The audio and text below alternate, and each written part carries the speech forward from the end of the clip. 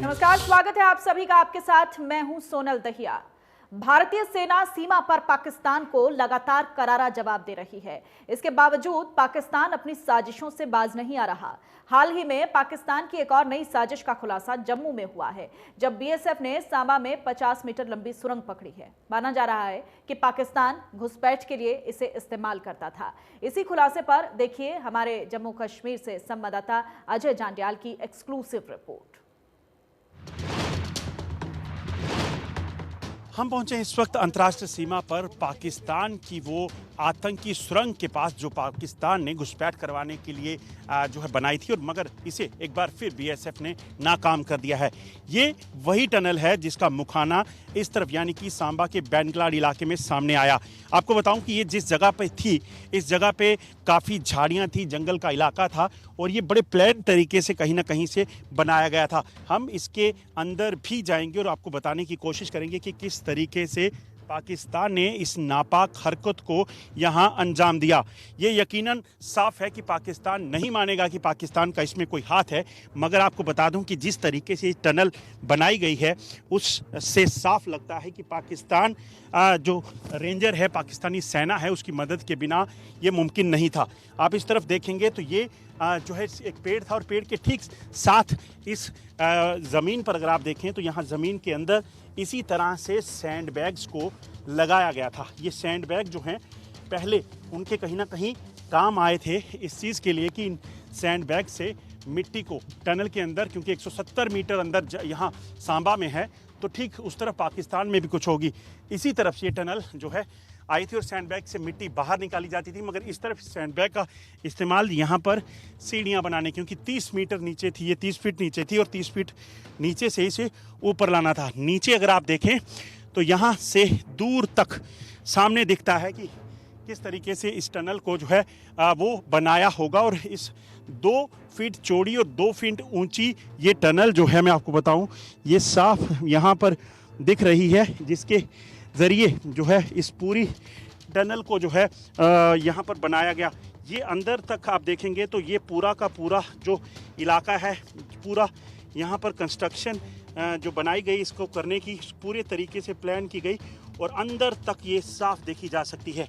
और एक बार ये फिर कहीं ना कहीं कोशिश पाकिस्तान की ये थी कि इस आतंकी टनल के ज़रिए घुसपैठ कराई जाए। आईजी बीएसएफ से ने जो हमसे बात की और उन्होंने साफ बताया कि इस टनल के को जो बनाई गई है उसका जो मटेरियल अंदर से मिला है, जो पाकिस्तान कराची के बैग हैं, वो साफ बताते हैं कि ये पूरा का पूरा जो इलाका है, ये यहाँ पर इसे जहाँ बनाया गया है, इसे ज़्यादा लंबे समय से नहीं बनाया गया था, क्योंकि इसमें जो सीमेंटेड बैग इस्तेमाल हुए हैं वो बैग ज़्यादा पुराने नहीं हैं, इसलिए लगता है कि ज़्यादा पुराना नहीं है। मगर उन्होंने कहा है कि ये जांच का विषय है कि आखिरकार पाकिस्तान किस तरीके से, क्या इससे कोई घुसपैठ करवा चुका है या अभी इसको घुसपैठ कराने के लिए तैयार किया था। मगर बीएसएफ की कहीं ना कहीं एक बड़ी कामयाबी है कि इसे समय रहते डिटेक्ट कर लिया गया है और अब पाकिस्तान की इस मंशा को नाकाम कर दिया गया है। आपको ये भी बता दूं कि ये वही इलाका है शकरगढ़ का, जहाँ से उमर फयाज घुसपैठ करके कश्मीर के पुलवामा पहुंचा था और वहाँ पर उसने सीआरपीएफ पर हमला करवाया था। पाकिस्तान कोशिशें बहुत करता है कि किसी भी तरीके से वो जम्मू कश्मीर को कहीं ना कहीं खून से लथपथ रखे, मगर भारतीय सुरक्षा एजेंसियां पाकिस्तान की इस मंशा को कभी कामयाब नहीं होने देंगी। इस बार भी पाकिस्तान की मंशा यही थी, मगर बीएसएफ ने इसे नाकाम किया है, मगर पाकिस्तान को एक बार फिर एक्सपोज किया है। ये जो आप बैग देख रहे हैं आपके लिए ये आम होंगे, मगर ये बहुत बड़ा सबूत है पाकिस्तान के खिलाफ। जी हाँ, आपको बताऊं, ये सब्ज कंपनी जो पाकिस्तान की है ये कराची की है और कराची के पाकिस्तान में पड़ता है। ये वहीं के ये बैग्स हैं और ये बैग्स अगर आप देखेंगे इसी तरह के कई बैग जो है ये जो है आपको बता दूं कि कंपनी पाकिस्तान के हैं, जिनमें मिट्टी जो है भरकर इनको एज सपोर्ट के लिए लगाया गया था पाकिस्तान की तरफ से इन टनल्स को बनाने के लिए। एक और बैग देखें आप इसी तरह का, जिस पे साफ लिख रखा है फोर्ट कासिम कराची पाकिस्तान। इसमें टेलीफोन नंबर भी लिखे हुए हैं और ये सब्ज नाम की कंपनी जो है ये पाकिस्तान की है और इसी तरह के सैकड़ों बैग जो हैं आपको बता दूं कि पाकिस्तान ने पाकिस्तानी आर्मी और पाकिस्तानी रेंजरों की मदद से आतंकियों को घुसपैठ करवाने के लिए इस टनल में इस्तेमाल हुए थे।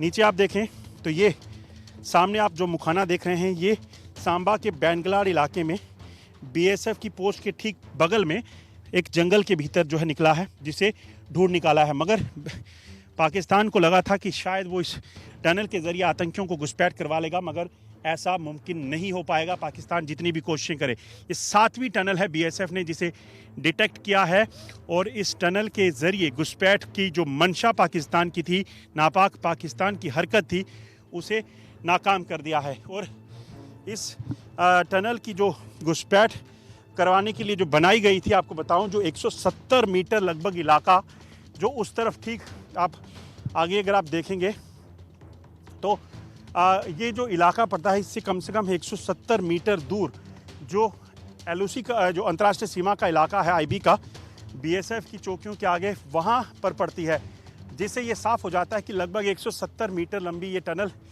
पाकिस्तान की तरफ से बनाई गई और इससे आतंकियों को घुसपैठ करवाने की मंशा थी। और कितने ही उमर फयाज पाकिस्तान यहाँ भेजने की कोशिश करे और कितने ही जो कोशिशें पाकिस्तान की कहीं ना कहीं यहाँ पुलवामा जैसे हमलों को अंजाम देने की हो, मगर यहाँ सुरक्षा एजेंसियों के होते पाकिस्तान ऐसा कभी नहीं कर पाएगा। पिछले साल हुए पुलवामा हमले में आतंकी जो मास्टरमाइंड था उमर फयाज, वो भी शकरगढ़ का ही इस्तेमाल रास्ता करके यहाँ सांबा सेक्टर में घुसपैठ करके आया था। ये आप देखेंगे तो ये अब ताज़ा टनल जो यहाँ बनाई गई है उसे यहाँ डिटेक्ट किया गया है। टनल को बनाने के लिए इस्तेमाल मटेरियल से आप देख पाएंगे कि किस तरह से पुख्ता टनल को करने के लिए, ताकि किसी तरह से कोई अंदर धंस ना जाए, इस तरह के बैग्स का इस्तेमाल किया गया था। और कहीं ना कहीं आपको बता दूं कि ये भी हो सकता है कि उमर फयाज जिसने घुसपैठ की थी वो भी इसी तरह की किसी टनल से घुसपैठ करके आया हो, क्योंकि ग्राउंड से बीएसएफ की तरफ से अलर्टनेस ऐसी रहती है कि पाकिस्तान का आतंकी तो क्या, पाकिस्तान के कमांडो भी इस तरफ पर नहीं मार सकते। और ऐसे ही कहीं ना कहीं कोशिशों को लगातार बीएसएफ नाकाम करता आया है। और आपको बता दूं कि यहीं से अगर इस तरफ की बात करें तो लगभग 170 मीटर, और अगर यहाँ से अंतर्राष्ट्रीय सीमा पर जाना हो तो लगभग 25 से 30 किलोमीटर का रास्ता बनता है।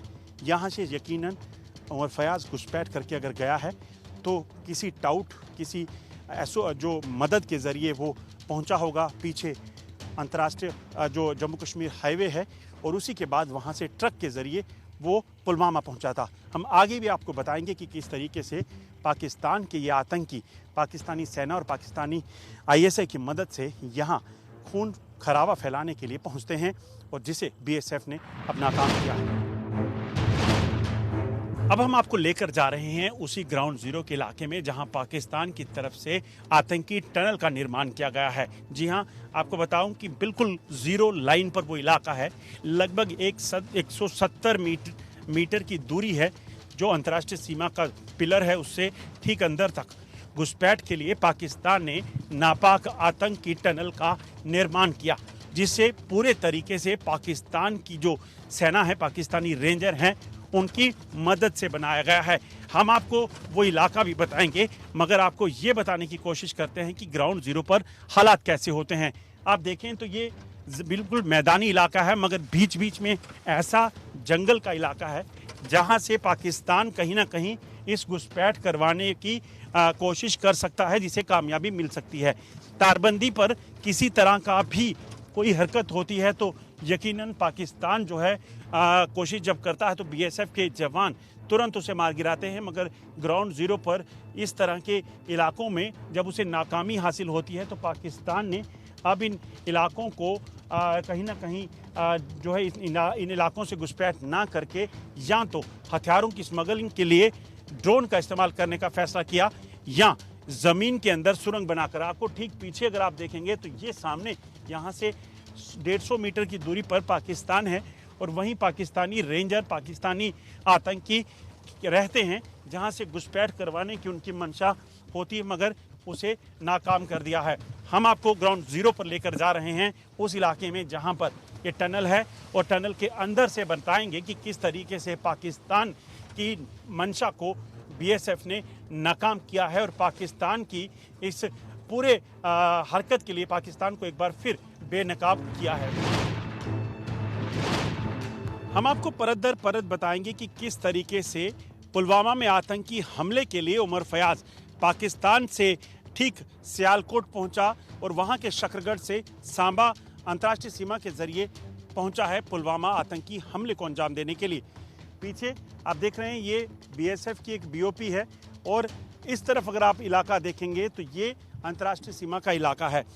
आज जिस इलाके में टनल मिली है ये लगभग वही इलाका है जहां पर पाकिस्तान की तरफ से आपको बता दूं कि उमर फयाज को घुसपैठ करवाई गई थी और फिर वो यहाँ से होते हुए आप देखेंगे तो ज़्यादातर बरसात के दिन जंगल का इलाका या फिर सर्दियों के दिन जंगल का इलाका हो जाता है क्योंकि काफ़ी पेड़ पौधे और काफ़ी झाड़ियाँ उग जाती हैं। इसी तरह की झाड़ियों के बीच जो है हो सकता है उमर फयाज भी टनल के ज़रिए घुसपैठ करके यहाँ पहुँचा हो क्योंकि 3 कंसाइनमेंट 35 किलो RDX की इस तरफ आई थी और फिर पुलवामा पहुँची थी। 2 ही रास्ते हैं यहाँ से ठीक ऊपर हाईवे पे पहुँचने के। लगभग 15 से 20 किलोमीटर का ये रास्ता अलग अलग इलाकों से निकलने की बात होती है। ये एक रास्ता है, इसी तरह के बॉर्डर रोड्स हैं जो हाईवे के साथ जुड़ते हैं, मगर आतंकी अगर आएंगे तो यकीनन इस तरह के रास्तों से जाएंगे तो पकड़े जा सकते हैं। फिर कहीं ना कहीं जो रिहायशी इलाकों में रहने वाले लोग होते हैं उनके कोई टाउट या उनके कोई ओवरग्राउंड वर्कर वो एक मदद देते हैं, या इससे कुछ दूरी पर एक वाटर बॉडी है जो पानी की एक छोटी सी नदी या नाला कहें जो पाकिस्तान की तरफ से जाता है। वो ट्रेडिशनल रूट है आतंकियों के और ये मुमकिन है कि उमर फयाज भी या तो किसी ओवरग्राउंड वर्कर के साथ यहाँ से ठीक ऊपर हाईवे तक पहुँचा होगा या उमर फयाज यहाँ इसी तरह की किसी नदी और पगडंडी के ज़रिए हाईवे पहुँचा और उसके बाद उसे एक ट्रक में बैठकर, क्योंकि उसके पहले से लोग यहाँ मौजूद थे, उसने जो है उन्होंने उसे कश्मीर पहुँचाया। ग्राउंड जीरो से अजय जंडिया, इंडिया न्यूज़। भारत चीन सीमा विवाद फिलहाल कम होता नहीं दिख रहा है। चीन अपनी हरकतों पर लगाम लगाने के लिए तैयार नहीं है। वहीं भारत ने भी साफ कर दिया है कि वो किसी भी कीमत पर चीन की हरकतों को बर्दाश्त नहीं करेगा। चीन भारत की बढ़ती ताकत से भी काफी डरा हुआ है। तभी तो बीते 1 महीने में चीन ने तकरीबन 9 ठिकानों पर अपने सर्फेस टू एयर मिसाइल की तैनाती की है। सैटेलाइट इमेज से जो ताजा तस्वीरें सामने आई हैं उसके मुताबिक चीन ने भूटान की जमीन पर 2 और मिसाइलों की तैनाती की है। माना जा रहा है कि भारत की बढ़ती ताकत से घबराकर चीन ने ऐसा किया है।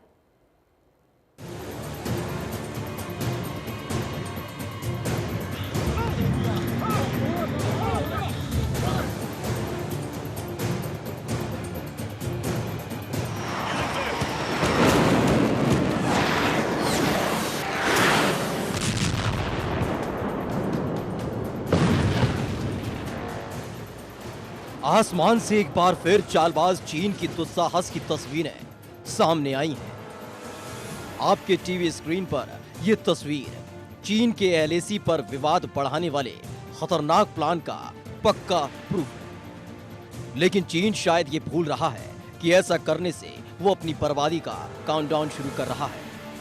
आज हम आपको चीन के उस आत्मघाती प्लान के बारे में बताएंगे जिसे चीन के किसी दुश्मन ने नहीं बल्कि चीन ने ही अपने देश में तैयार किया है। हम आपको बीजिंग में तैयार चीन के सर्वनाश का पूरा प्लान बताएंगे। हम आपको यह भी बताएंगे कि कैसे चीन की आर्मी PLA सरहद पर अपने लिए खुद बारूद बिछा रही है।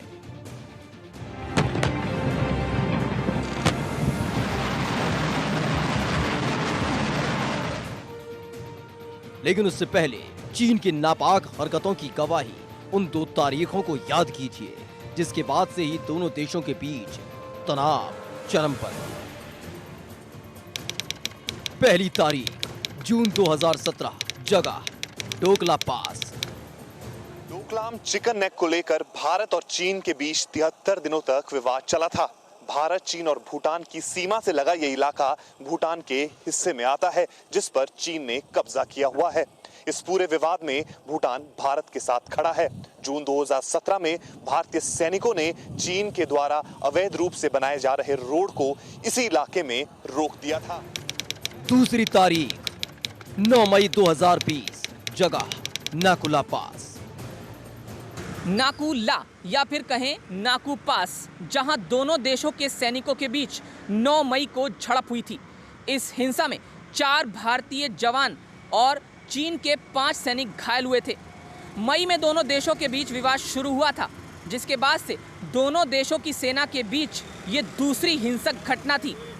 दोनों देशों के करीब 150 सैनिकों के बीच हुई इस झड़प में कई सैनिक घायल भी हुए थे। 2 साल में जिन 2 जगहों पर दोनों देशों के बीच विवाद बढ़ा था, चीन अब उन 2 स्पॉट से केवल 50 किलोमीटर की दूरी पर सरफेस टू एयर मिसाइल तैनात कर रहा है। जमीनी स्तर पे चीनी सेना और चीनी वायुसेना की स्थिति भारतीय सेना और भारतीय वायुसेना के मुकाबले में थोड़ी कमजोर पड़ती है। भारतीय वायुसेना के जो जहाज हैं वो उन चीन की गतिविधियों पे लगातार नज़र रखे हुए हैं और उनकी उस पर सर्विलेंस करते हैं। इसी गैप को दूर करने के लिए और भारत के तरफ से कोई संभावित खतरा चीन को अगर लगता है तो इसलिए जो है चीन ने जो उत्तराखंड से लगे इलाके नाकुला और डोकलाम और अरुणाचल के भी कुछ इलाकों के पास में जो है जमीन से हवा में मार करने वाली मिसाइल्स के लिए लॉन्चिंग पैड और कंस्ट्रक्शन करना शुरू कर दिया है।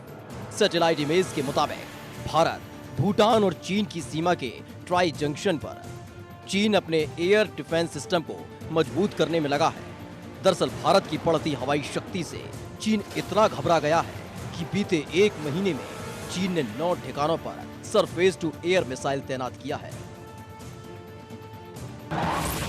22 अगस्त को सैटेलाइट इमेज से खुलासा हुआ कि लद्दाख के पास रुतगो, उत्तराखंड के पास नागेरी गोसा एयरपोर्ट और मानसरोवर झील के इलाके में चीन ने सरफेस टू एयर मिसाइल के ठिकाने बनाए हैं। वहीं नॉर्थ ईस्ट की बात करें तो शिकात से गोंगार एयरपोर्ट, लहुन से मनलिंग के इलाके में चीन ने 4 एयर टू सरफेस मिसाइल लगाए।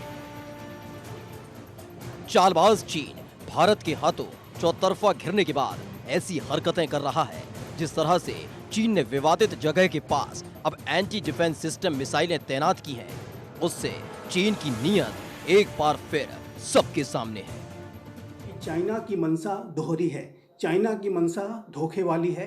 चाइना एक तरफ भारत के साथ वो डिसएंगेजमेंट और डीएस्केलेशन की बात भी कर रहा है और दूसरी तरफ पूरे इंडिया चाइना बॉर्डर एरिया पे, पूरे लाइन ऑफ एक्चुअल कंट्रोल पे अपने डिप्लॉयमेंट्स को भी वो बढ़ाता जा रहा है। आसमान में भारत के गरजते एक से बढ़कर एक आधुनिक विमान सीमा पार शी जिनपिंग की धड़कनें बढ़ा रहे हैं। शंघाई से लेकर पीएलए हेडक्वार्टर तक इंडियन एयरफोर्स के डर से खौफ बढ़ गया है और यही वजह है कि बौखलाहट में चाइना ने अपनी सीमा पर मिसाइलों की तैनाती शुरू कर दी है। लेकिन चीन इस बात को अब भी नहीं समझ पा रहा कि जिन मिसाइलों के जरिए वो भारत से टकराने की प्लानिंग कर रहा है वो पल भर में चीन के अलग अलग इलाकों को नस्त-ए-नाबूद कर सकते हैं। चीन भले ही सरहद के अलग अलग ठिकानों पर अपनी तैयारी कर रहा हो, लेकिन भारत ने पहले ही चीन को मात देने की तैयारी कर ली है। राफेल के एयरफोर्स में एंट्री के बाद भारत की ताकत में लगातार इजाफा हुआ। चीन अपने 7 ठिकानों पर रूस के बने जिस S-400 मिसाइल सिस्टम की तैनाती कर चुका है, उसे राफेल पल भर में निस्ते-नाबूद करने का मादा रखता है। राफेल लो एल्टीट्यूड पर उड़ सकता है और मिसाइल सिस्टम के काफी करीब आकर उसे ध्वस्त कर सकता है। राफेल में RBE-2 रडार सिस्टम है जो पहाड़ी इलाकों में खतरे को आसानी से भांप सकता है। राफेल में लगे स्पेक्ट्रा मिसाइल रडार को चकमा देने में सक्षम है। चीन की इन हरकतों का जवाब देने के लिए भारत ने P-8 जैसे फाइटर जेट की तैनाती शुरू कर दी है। पुराने विवादों वाली जगहों पर इस तरह से हथियारों की तैनाती कर चीन विवाद को और बढ़ावा देने की फिराक में है। वहीं दूसरी तरफ भारत के साथ अमेरिका की बढ़ती दोस्ती भी चीन के लिए परेशानी का सबब बन रही है।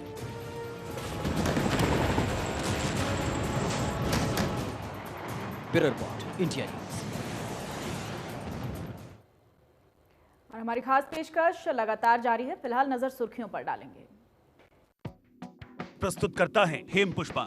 इम्यूनिटी बढ़ाए, स्वस्थ बनाए, महिलाओं की नंबर 1 आयुर्वेदिक औषधि व टॉनिक।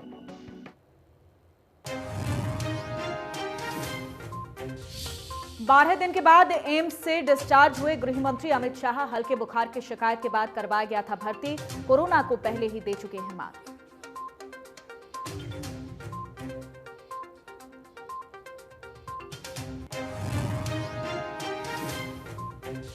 देश में फिर टूटा कोरोना का रिकॉर्ड। 24 घंटे में सामने आए करीब 80,000 नए केस, 960 की मौत। कुल संक्रमित 36 लाख के पार, एक्टिव केस 8 लाख के करीब।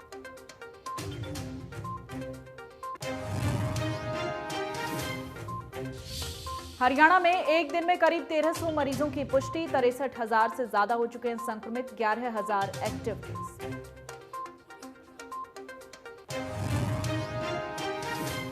पंचकुला के कोविड केयर सेंटर में बदहाली का आरोप। खाने के पैकेट में निकले कॉकरोच, मरीज बोले घटिया खाना दिया जाता है। सीएमओ ने जांच के आदेश दिए।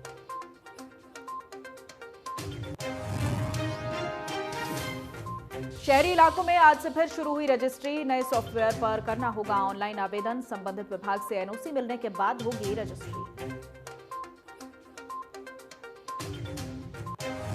14 साल की बच्ची से अमानत करने वाले को पलवल पुलिस ने पकड़ा। डरा धमकाकर रेप का आरोप। परिजनों ने महिला थाने में दर्ज की थी शिकायत।